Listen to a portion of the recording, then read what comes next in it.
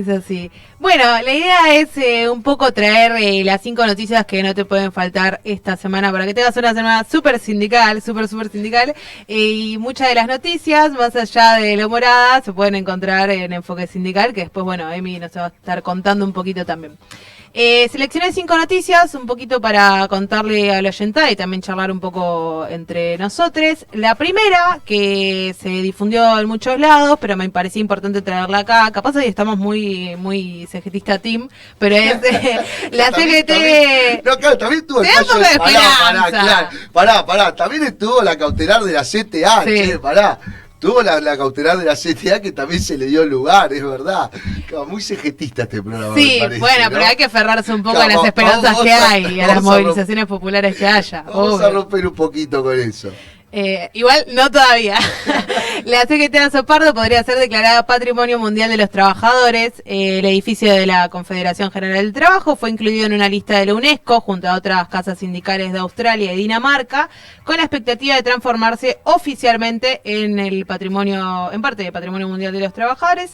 Desde la CGT destacaron que nuestro edificio de Casa Madre, inaugurado por el presidente Juan Domingo Perón el 18 de octubre de 1950, se convirtió en un espacio de referencia para todo el movimiento obrero argentino, en donde se han dado numerosos hechos influyentes para la historia argentina. También el edificio de la CGT, desde el 12 de septiembre de 2007, es patrimonio histórico de la República Argentina a través de un decreto firmado por el entonces presidente de la Nación, Néstor Carlos Kirchner. Me parecía importante traerla porque así como nos ven en el mundo con un par de situaciones trágicas en este momento, también hay otra mirada u otra selección que tiene que ver con nuestro ADN argentino, como le decías en el bloque anterior. Incluso te acordás, el año pasado hubo un debate. Hubo una la Exesma es la última incorporación, por ejemplo, de patrimonios. Claro, la última era la Exesma. Pero digo, esto del Patrimonio Mundial de la CGT, el año pasado hubo un cruce zarpado entre Paco Manrique, Acuña, etcétera, porque se había deslizado que un sector de la CGT tenía en mente vender el edificio de la CGT, mirá. ¿Se acuerdan? No lo recuerdo. Hubo todo un debate que salió Paco Manrique por todo lado también reputeándose de que había sido declarado patrimonio en la Argentina y cómo se iba a vender el edificio de la CGT. Bueno, me acuerdo que estuvo ese debate en diciembre, antes de las elecciones pues. Bueno, la segunda es que confirmaron el despido de 500 contratados en Radio Nacional. El vicepresidente del Directorio de Radio y Televisión Argentina, a cargo de la presidencia, Javier Monte, confirmó que no fueron renovados los contratos de 500 empleados de Radio Nacional, mientras la intersindical de la emisora se declaró en estado de alerta en defensa de la radio pública y sus trabajadores. Hoy, de hecho, a la 1 de la tarde tuvieron una asamblea. Reclamó que nadie se quede sin trabajo. Monte señaló que esos contratos vencían el 31 de diciembre pasado y no se renovaron. El dirigente radical aseguró que no es funcionario de este gobierno y que se ha hecho cargo de este inconveniente en referencia al vencimiento de los contratos durante la asunción de su cargo en forma transitoria hasta que la Administración Nacional designe una nueva autoridad. Una de las cosas también que dijo es que yo estoy acá en defensa de los medios públicos y no de su cierre. Por su parte, una de las delegadas del sindicato de prensa, del CIPREVA, de Radio Nacional, integrante de la intersindical de esta radio, Micaela Polac, sostuvo que entre los empleados a los que no se les renovó el contrato hay 160 compañeros que tenían contratos artísticos, pero en realidad sufrían la precarización laboral porque trabajaban a la par de los de planta. Bueno, todo lo que está pasando ahora con los despidos, ¿no? La primera, la frase que se está usando mucho, que es la de la no renovación en términos periódicos de los contratos, y después que en realidad convive con esta discusión de la tercerización o mismo de la precarización laboral, que es siempre la discusión cuando asoman estos gobiernos con los compañeros estatales, particularmente la cantidad de despidos que siempre terminan habiendo en el sector. La tercera noticia, con la pesca no, preocupación por los 46.000 empleos en riesgo con los cambios de la ley. La Intercámara de la Industria Pesquera Argentina emitió un duro comunicado en el que se expresa su profunda preocupación por los cambios que el gobierno nacional pretende realizar a la ley de pesca, lo que pondría en riesgo la continuidad de 46.000 fuentes de trabajo que posee el sector. De este modo, las empresas se sumaron a las organizaciones gremiales, funcionarios y legisladores, ya sean nacionales como provinciales, para advertir que los cambios de la ley Omnibus atentan contra la soberanía nacional y el desarrollo y crecimiento de las empresas nacionales.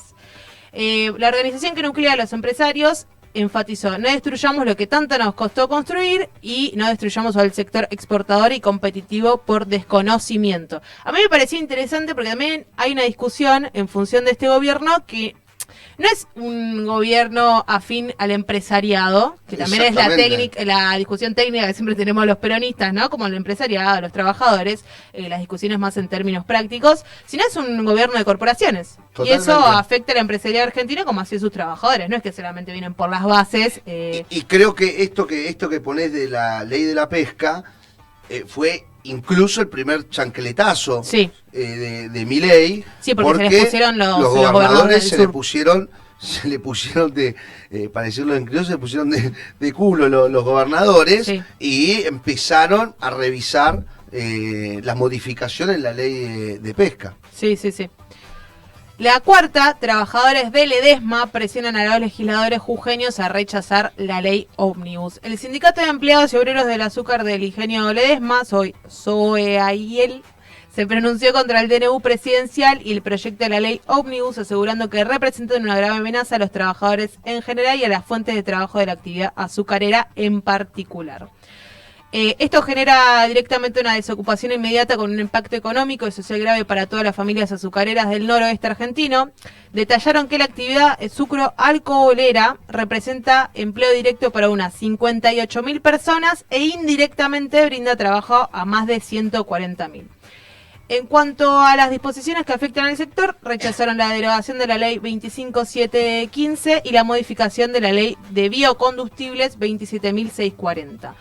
En particular con esas dos modificaciones, primero, sostienen que la derogación de la ley 25.715 es un grave error, ya que la misma promueve la preservación de la producción y del mercado interno frente a fluctuaciones severas de los precios en el mercado mundial. O sea, tiene un tope a cuánto se puede modificar los precios, digamos, en función nacional, no hacia el afuera.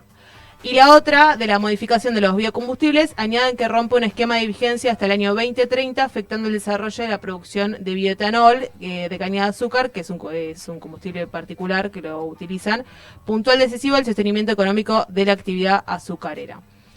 Y la quinta, la última, que tiene que ver con esta semana en particular, más de 40 ciudades del país participan del cacerolazo cultural en contra del DNU y la ley ómnibus.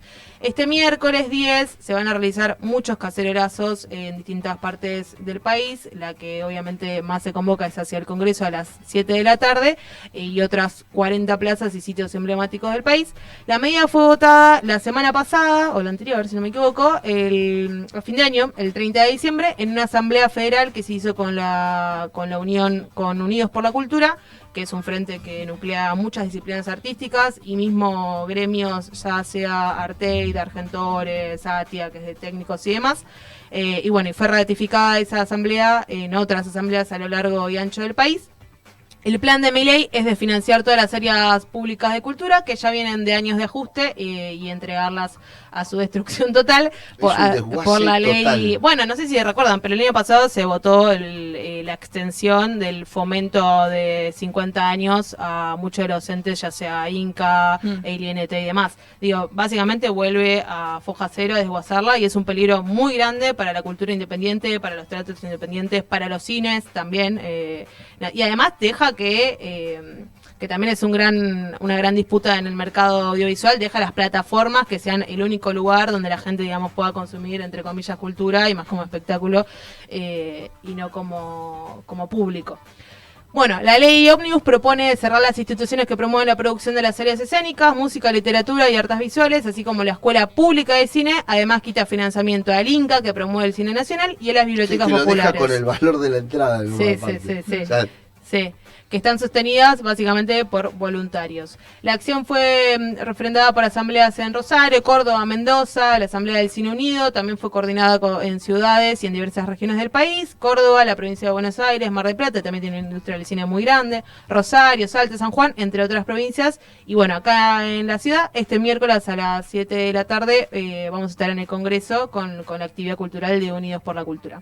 Esas son las 5 noticias que necesitan todas y todas, lo oyentada. Siempre para siempre para arriba. Para tener la semana sindical. Pero, digo, lo de la cultura me parece que va a ser muy importante, creo que va a ser muy masivo, sí. Porque yo creo que acá viene no la ingeniería política del campo popular. Yo creo que lo que se ha visto desde la asunción de Javier Milei a la fecha, creo que muestra mucho todavía de lo democrático, mucho gen democrático en el pueblo argentino, mucha imaginación a la hora de poder confrontar, porque creo que es un momento que no se puede improvisar, hay que usar mucho la imaginación, porque creo que lo que está enfrente es peligroso. Yo insisto con esto muchas veces, que es peligroso, nunca sabes qué puede pasar.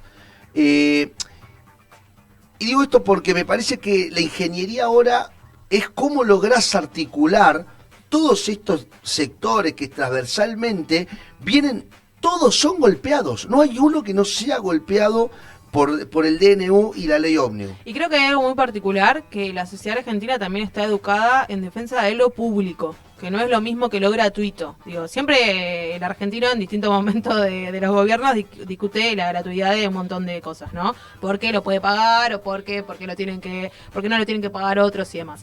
Pero nadie discute el sistema público en general, digamos, no es que estás enojado con ese sistema. Entonces, todo lo que tiene que ver con la cultura, en realidad es un sistema muy grande de público, que implica también museos, bueno, el Centro Cultural Kirchner, que aunque le quieren cambiar el nombre, digamos, es un monstruo de buena manera, es un monstruo, es un aparato enorme donde funcionan a nivel federal un montón de exposiciones, así con las bibliotecas populares también, que no solamente tienen que ver con una cuestión a veces barrialmente, sino que tienen que ver con la industria del libro también, que va a ser muy atacada, porque liberar la importación va a hacer que entren libros de otros lados con otras traducciones, y todos los que son editoriales de acá fracasan. Lo mismo también, digo, para un artista que quiere publicar su libro, le va a costar muchísimo más encontrar una editorial, ni hablar si ya se va hasta en términos periodísticos de lo que cuesta el papel para que salga una revista. Digo, es todo un aparato en el que te atacan por todos los frentes, y hay que